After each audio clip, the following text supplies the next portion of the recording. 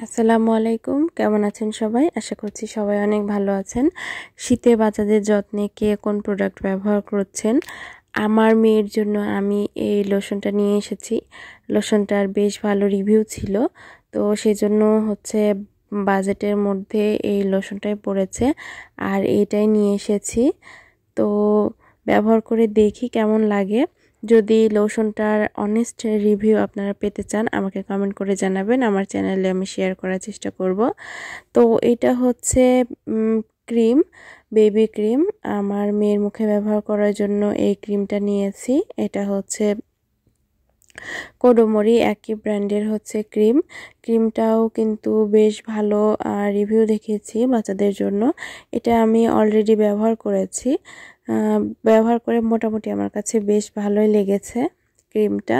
আপনারা চাইলে কিন্তু আপনাদের বাচ্চাদের জন্য ব্যবহার করে দেখতে পারেন। তো এখানে আমি নিয়েছি অলিভ অয়েল। তো অলিভ অয়েলটা আমি বেশ খোঁজাখুঁজি করার পরে বাজেটের মধ্যে এই অলিভ অয়েলটা পেয়েছি। অলিভ অয়েলটা এখনও ব্যবহার করা হয়নি, তো ব্যবহার করে দেখি কেমন লাগে। যদি আপনারা অলিভ অয়েলটার রিভিউ দেখতে চান বা কেমন জানতে চান তাহলে আমাকে কিন্তু কমেন্ট করে জানাতে পারেন। আমি চেষ্টা করব আমার চ্যানেলে অলিভ অয়েলটার রিভিউ শেয়ার করার জন্য। এর আগে সেম অলিভ অয়েলটাই আমি কাচের কৌটায় যেটা পাওয়া যায়, লুসি অলিভ অয়েলটা, তো সেটাই আমি কাচের কৌটাটা ব্যবহার করেছি।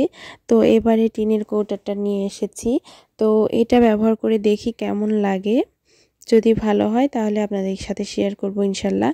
আর এটা আমার মেয়ের জন্য বেবি অয়েল, কোডোমোরি এটা বেবি অয়েল। আসলে এটা সিলটা আমি তুলে ফেলেছি, যার কারণে এটার এই অবস্থা।